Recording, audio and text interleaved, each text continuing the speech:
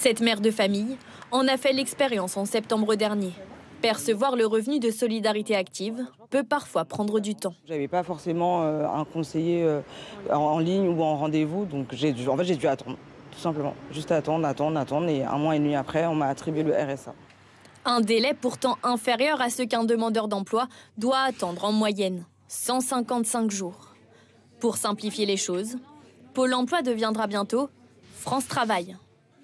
Les organismes chargés d'accompagner les demandeurs d'emploi deviendront un interlocuteur unique. Changement principal, le RSA s'accompagnera d'un minimum de 15 à 20 heures d'activité par semaine, sous forme de stage en entreprise ou de formation. En cas de refus, l'aide pourra être suspendue. À Orléans, comment allez-vous ? Kevin touche le RSA depuis 5 mois. Pour continuer à le percevoir, il va désormais suivre une formation. Ce jour-là, il a rendez-vous avec son conseiller pour valider son inscription.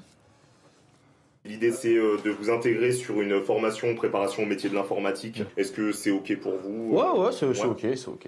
Il y a plus de 80% de retour à l'emploi après formation. Donc, si tout se passe bien, normalement, dès que ma formation est terminée, comme il y a un stage d'1 mois durant la formation, soit en fait, j'irai directement dans l'entreprise dans laquelle j'ai fait un stage, ou alors même dans une entreprise qui est liée à la formation.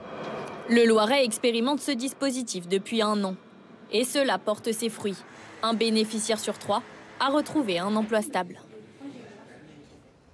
La proposition de loi visant à revenir à la retraite à 62 ans en abrogeant la réforme ne sera pas soumise au vote.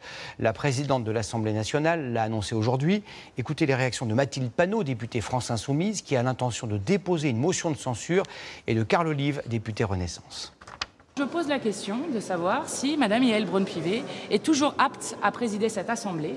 Très clairement, elle a failli puisqu'elle a décidé d'obéir aux ordres qui étaient faits par le président et le gouvernement. Que les Français découvrent cet article 40, je veux bien, mais qu'un certain nombre de députés feignent de découvrir cela, c'est tout simplement prendre les Français pour des imbéciles. À la minute où ça a démarré, on savait pertinemment que le sujet était irrecevable.